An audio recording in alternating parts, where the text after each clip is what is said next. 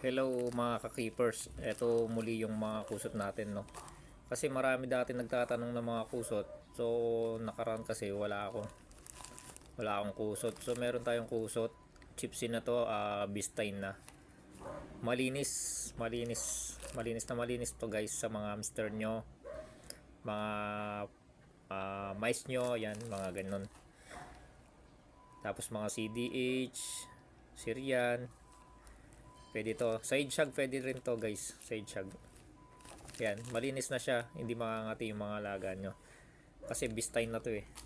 Ayan yung iba, ito yung iba. Yan, Bistine na yan, at saka siniksik ko na yan. So, kasyang kasya na siya dito. Okay na to dito. Sa mga tatanong ng kusot, PM nyo lang po ako. Ito yung kusot na best recommend ko sa inyo. Chipsy kusot na palo China. Pero sa ano siya, fresh na fresh siya. Galing siya ng pinagkayasan ng mga palo China. Mas okay to. Mabango siya, medyo hindi naman nilalagyan ng to. Klase ng pabango na nasa loob kasi safe naman siya sa mga hamster natin. So, recommended ko to. Ito yung ginagamit ko na kusot sa kanila. So, available pa to. Marami pa akong kusot na ganitong klase. So, mag-PM lang kayo. Thank you po and God bless.